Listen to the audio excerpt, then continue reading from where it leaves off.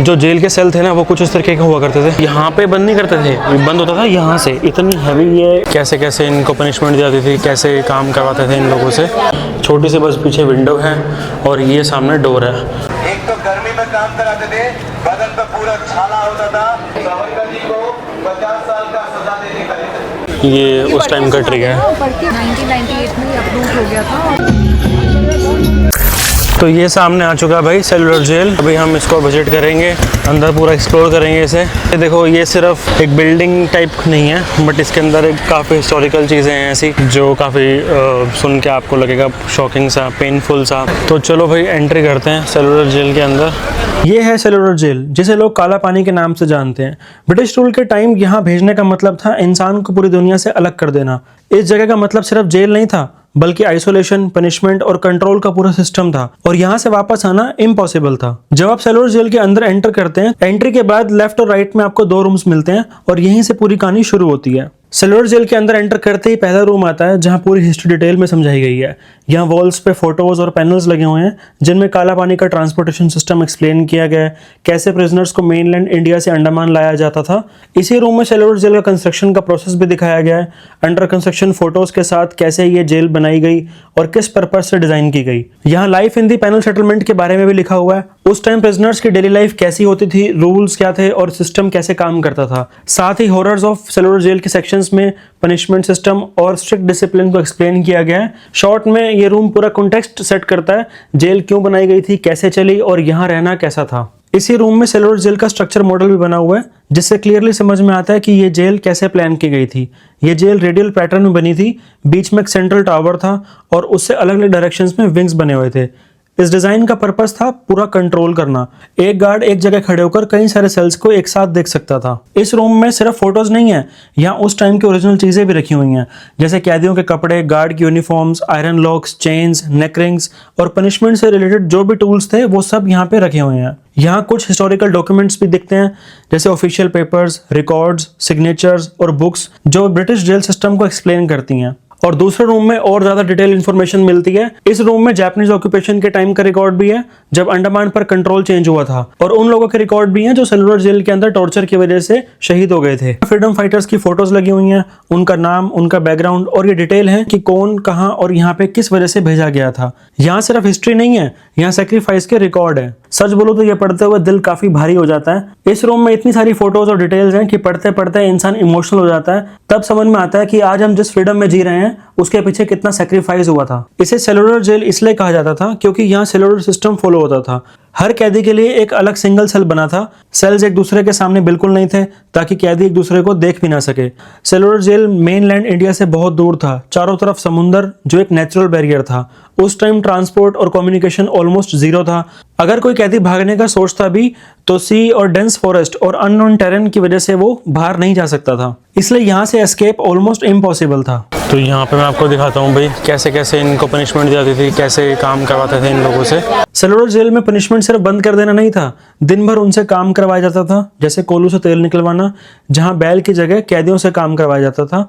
काम रुकना बिल्कुल अलाउड नहीं था, जरा सी भी थकान या रुकने पर उनको कोड़ों से मारा जाता था। नेक रिंग से बंद कर देना, चेन से बंद करना, ये सिर्फ फिजिकल कंट्रोल के लिए नहीं था, साइकोलॉजिकल प्रेशर के लिए भी यूज होता था। इस सिस्टम का मकसद सिर्फ बॉडी को थकाना नहीं था, बल्कि इंसान की विल पावर, सोच और उसकी हिम्मत को तोड़ देना था। इन रूम के बाद जब आप एक्चुअल जेल के अंदर एंटर करते हो तब सेलुलर जेल का असली पर्पस समझ में आता है। यहाँ हर कैदी को एक सिंगल सेल में रखा जाता था।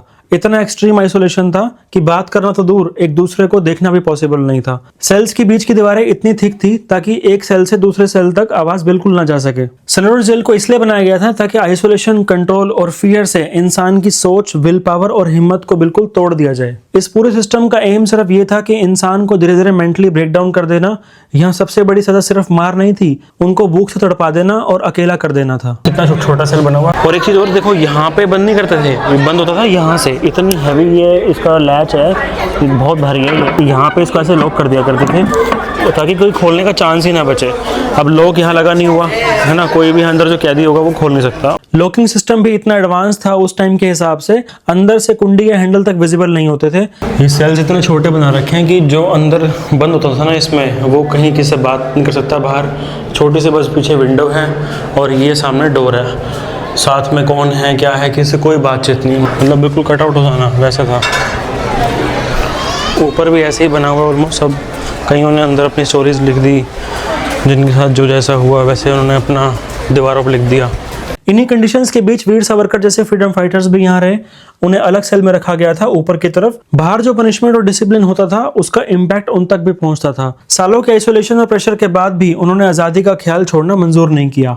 एक तो गर्मी में काम कराते थे, बदन पे पूरा छाला होता था, नमक पानी से नहाने पर इनका बदन और ज्यादा जाता था, तो इनको नहाने से भी डर लगता था। और ध्यान में रखिएगा, ये ग्राउंड फ्लोर है, first floor and then second floor. Second floor का आखिरी कमरा सावरकर जी का है। बहुत लोग चढ़ने के टाइम मिस्टेक क्या करते हैं, ग्राउंड फ्लोर से फर्स्ट फ्लोर जाते हैं, फर्स्ट फ्लोर से लास्ट कमरा चले जाते हैं। तो मैं बता रहा हूँ, सेकेंड फ्लोर का लास्ट कमरा, वापस लौट के सेंटर पार्ट वॉच टावर जा सकते हो। और जो बुजुर्ग लोग हैं ऊपर तक नहीं जा सकते, जिनके नीज में प्रॉब्लम है, नीचे में सत्येंद्रनाथ सिन्हा जी का सेल रखा गया है। देख रहे हो भाई कैसे बना हुआ है, तो यहाँ पे आपको बंदा कंफ्यूज हो रहा है कसो कहाँ जाना है। के बारे में बताया जाए तो काफी हद तक इनको टॉर्चर किया गया, जिसको ये बर्दाश्त नहीं कर सके। जिन्होंने सेल के अंदर में अपने मनों को बांध के वेंटिलेशन से बांध के अपना आपको हेल्प कर दिया सोसाइटी। सोचा इतना यातना करने से अच्छा अपना आपको मुक्त करने लगी। बाबा भानसी ने बताया जाए तो ब्लॉगिंग प्रेमरंडी को इतना मारा गया कि रात को सोते सोते ही शहीद हो। ऐसे अनगिनत मान गिरा पड़े। और विंग नंबर 7 में सबसे आखिरी कमरा मैंने बताया सावरकर जी। सबसे लॉन्ग पर लेडी को पनिशमेंट मिला था 50 साल। सावरकर जी को 50 साल का सजा देने का है। सावरकर जी जो है लंदन में अपना बैरिस्टर का कोर्स कर, तो वकालत का पढ़ाई करने के टाइम सावरकर जी ने क्या किया, एक रशियन लैंग्वेज में बुक का बम बनाने का, उसको मराठी में ट्रांसलेट करके इंडिया बस इंडिया में बम बनाया। काफी जगह पे एक्सपोर्ट किया, अंग्रेजों का बहुत सारा चीज नुकसान हुआ, जिसके लिए सावरकर जी को 25 साल का सजा और एक 25 साल का सजा देने का रिजल्ट बुक के अंदर में पेपर को काट के उसके अंदर क्रिस्टल रख के सप्लाई किया। कहा जाता है उसी किसी ऑफिसर को छूट किया, तो 25 मिलाकर 50 साल अरेस्ट करे थे। लंदन में एक जहाज में बैठा के लेकर थे, जहाज का नाम था एसएस मोरी। वो जहाज में लेके आते वक्त जहाज जब फ्रांस में मार्शलिस कोर्ट के वहाँ पे कुछ देर के लिए रुका हुआ था, तो सावरकर जी उस जहाज से कूद के स्विमिंग करके भाग गए। तो बहुत लोगों ने हिस्ट्री ऐसा सुना है कि ये जेल से कोई कूद के स्विमिंग करके भाग, ये जेल से कोई नहीं भाग सकता। वापस से रस्ते के यहाँ पे लाया गया। विंग नंबर 7 का आखिरी वाला कमरा में कुछ साल के लिए रखा गया। इस जेल में सावरकर जी का पीरियड था 1911 से 1921, 10 साल। 21 के बाद सावरकर जी को वापस महाराष्ट्र भेज देकर रत्नागिरी जेल, और काफी दिन तक सावरकर जी को इनके घर पे नजरबंद करके रखा गया, होम अरेस्ट। सावरकर जी का डेथ इंडिपेंडेंस के बाद में 1966 को आजादी के बाद। अभी सावरकर जी का सेल में उनको सोने के लिए किस तरह का बेड, खाने पीने के लिए किस तरह का बर्तन, ये सब का एक मॉडल रखा गया ओरिजिनली। और मैंने आपको बताया सभी सेल एक ही तरह से, लेकिन सावरकर जी का सेल आप लोग क्या कर दोगे, इसके कॉरिडोर को अलग से ग्रिल डाल के बंद किया, क्योंकि डे टाइम में सावरकर जी को बहुत कॉरिडोर में रखेंगे ताकि वहाँ से खड़ा होकर Savarkar ji different types of punishment को देख सके मेंटली का। आप भी खड़ा होकर देखेंगे तो वहाँ से आपको फांसी कर दिखेगा, बॉक्सर दिखेगा, ब्लॉगिंग दिखेगा। और जब 10 साल का इनका पीरियड था, इनका भाई गणेश दामोदर सावरकर जी भी इसी जेल का सजा काटे। दोनों भाई एक ही जेल में, दोनों भाइयों को आपस में 2 साल के बाद कम्युनिकेशन। और आर्किटेक्ट का नाम मैंने आपको बताया मैक्रोलियन, उसने कितना प्रॉपर प्लान तैयार किया। पूरा जेल आप देख पाओगे ब्रिक से बनाया गया है, बीच में जॉइंट लकड़ी है। जब इतना बड़ा जेल वो ईंट से बना सकता है, तो इसको भी तो जॉइंट कर सकता था, नहीं किया। उसका रीजन क्या बोले थे, उस समय कहा जाता है कि इसको अगर ईंट से जॉइंट करता, कॉन्क्रीट करता, तो यहाँ पे बहुत ज्यादा अर्थक्वेक आता था, भूकंप। इनके साथ कोई में सेंटर टावर मिलेगा, एक साथ 7 का 7 बिल्कुल लिखे गिर जाए। लकड़ी का बनाएंगे, शॉकर का काम करेगा, बेल्ट का टूट जाएगा, बाद में चाहे तो प्लान को चेंज कर। और जेल का जो भी स्ट्रक्चर आपको दिख रहा है, ये सब ओरिजिनल स्ट्रक्चर है। ये जेल बनकर 118 साल से ऊपर चढ़ने के टाइम जो सीढ़ी देखेंगे, साइड का वॉल सब आगे चलने के टाइम जो लोग लंबे हैं सर बचाएंगे। और यहाँ पे मेरा पूरा एक्सपीरियंस खत्म होता है, सेकेंड फ्लोर तक मैं आपके साथ में रहूंगा। लास्ट कमरा सावरकर जी का आप लोग को भेजूंगा।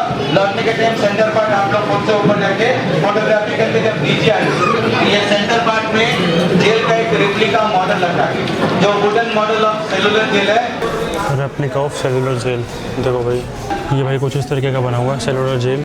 ये है भाई पार्क, सेलुलर जेल के सामने बिल्कुल इस पार्क में सारे फ्रीडम फाइटर्स के बारे में है। तो भाई अभी थोड़ी देर यहाँ पार्क में बैठे और चाय वाय ले ली, थक गए थे बहुत ज़्यादा यार।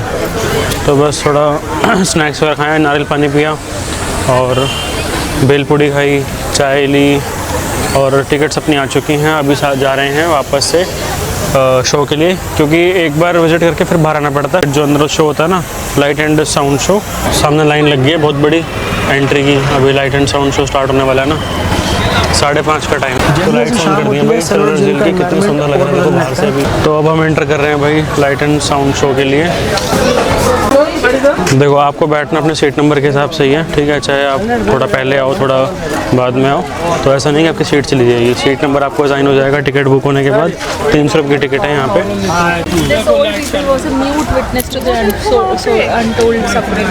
ये ट्री जब का है, जब सब कुछ एक्चुअली में यहाँ पे हुआ था ना, जो भी ये उस टाइम का ट्री है। तो ये आप वीडियो देख लेना, पॉज करके ना पूरा पढ़ लेना इसको अच्छे से। 1998 में अप्रूव हो गया था और फिर इसको रीप्लांट किया। तो वही अपना नंबर तो इस वाली लाइन के अंदर है, 4th लाइन में स्टार्टिंग से, तो बढ़िया दिखेगा। अभी सामने 3D शो स्टार्ट होगा, वॉल्स के ऊपर दिखेगा, पूरा प्रोजेक्टर लगे हुए हैं बड़े बड़े ना, तो वो हम क्लियर देख पाएंगे। फिर light and sound show start होता है। नरेशन, लाइट्स और बैकग्राउंड साउंड के साथ साथ पूरी कहानी स्टेप बाय स्टेप सामने आती है। कैसे लोग यहाँ लाए गए, कैसे उनको आइसोलेट किया गया और कैसे सालों तक ये सब चलता रहा। तो भाई अराउंड 1 घंटे का था शो, वो दिखाना अलाउड नहीं था तो इसलिए मैंने बंद कर रखा था। फोटोग्राफी वीडियोग्राफी अलाउड नहीं है, बट भाई अमेजिंग था, एकदम रियलिस्टिक ऐसे दिखाया था, ऐसा लग रहा है कि सच में ऐसा हो रहा है। तो भाई अब हम जा रहे हैं अपने होटल के लिए, गाड़ी अपने वेट कर रही है, मतलब जहाँ से एग्जिट गया ना वहीं से ही पास में ही है। और अभी टाइम हो रहा है यहाँ पे अराउंड 6:30 और यहाँ पे ना अंधेरा जल्दी होता है। मैंने आपको पहले बताया था ना, अभी गर्मी है और फिर भी अंधेरा है जल्दी हो जाता है। यहाँ पे दिन छोटे होते हैं। वो रही भाई अपनी गाड़ी सामने। ट्रैफिक बहुत ज़्यादा आता है एकदम, है ना, यहाँ पे कोई रुकता नहीं भाई, यहाँ कोई शू शाँ करके निकलते हैं एकदम। वेज मिल जाए, हम वेज खाएंगे। Ice spicy. ये क्या क्लॉक टावर? ये क्लॉक टावर है। क्लॉक टावर जैसे मतलब ये ब्रिटिश टाइम का बना हुआ क्लॉक टावर है, 1920 में। तब का बना हुआ है? हाँ जी। यहाँ पे कोई फेमस लोकल मार्केट भी है? यही मेन मार्केट है यहाँ का, अबरडीन बाजार है इसका नाम। अच्छा। ये सारी चीज़ें आती बाहर से ही है, कोई भी चीज़ यहाँ पे होता नहीं है, सब कुछ बाहर से आता है। हमारा होटल कितना दूर है यहाँ से?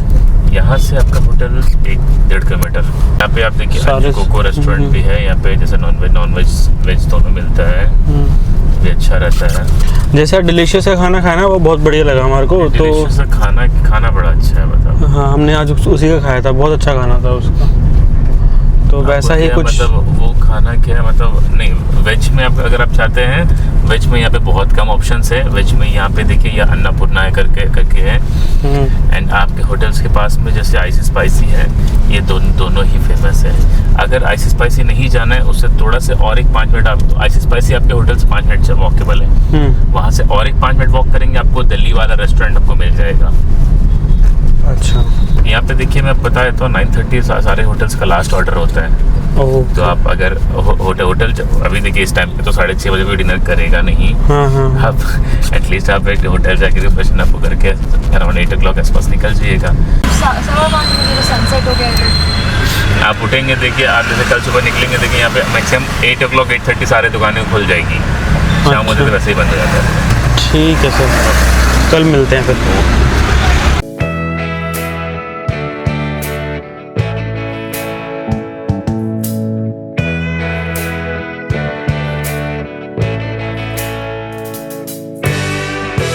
तो भाई हम थोड़ा रेस्ट कर लिया और अभी हम जा रहे हैं कुछ खाने पीने।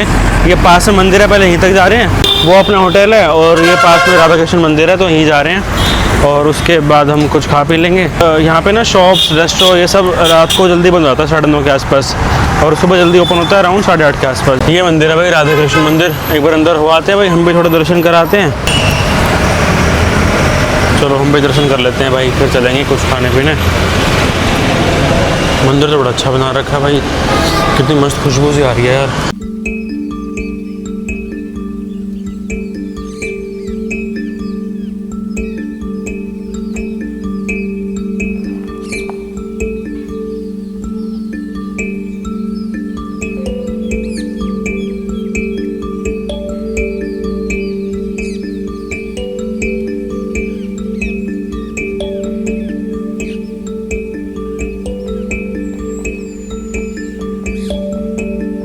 तो मंदिर में भाई दर्शन कर लिए हैं, बहुत ही अमेजिंग मंदिर बना हुआ था, इतनी शांति मिली ना, और यहाँ पे सारे ज्योतिर्लिंग भी थे, बहुत अच्छा मंदिर था भाई। अब हम जा रहे हैं भाई डिनर करने के लिए। मैं चलता रहता हूँ कि आ रहे हैं मेरे पीछे, आ रहे हैं घर वाले, मैं आगे निकल जाता हूँ, वो पता नहीं कहाँ रुक जाते हैं। अब देखो मैं आ गया हूँ तो ये आ गए हैं। भाई रुका मत करो, चल लिया करो यार। वो 1.5 किलोमीटर पीछे है, 1-1.5 किलोमीटर। आईसी स्पाइसी रेस्टोरेंट, वो जो हमारे भैया थे ना, वो जो ड्राइवर भैया थे ना, उन्होंने बोला कि यहाँ ट्राई कर लेना, यहाँ पे अच्छा है, तो एक बार यहाँ भी ट्राई कर लेते हैं अगर सही लगता है तो।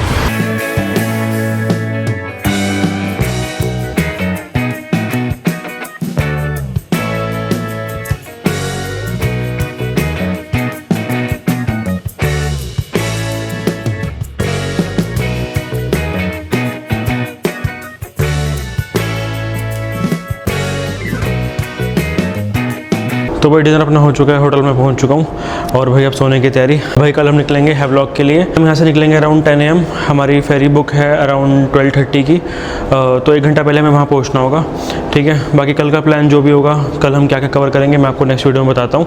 तो चलो यहीं करते हैं इस वीडियो को एंड। मैं होप करता हूँ आपको ये वाली वीडियो अच्छी लगी होगी। वीडियो में कुछ भी अच्छा लगा हो तो भाई वीडियो को लाइक जरूर कर देना, और चैनल पर अगर न्यू हो तो चैनल को सब्सक्राइब कर लेना और एक अच्छा सा कमेंट कर देना। मैं आपको मिलता हूँ इस बड़े सी वीडियो में। Till then take care, bye bye.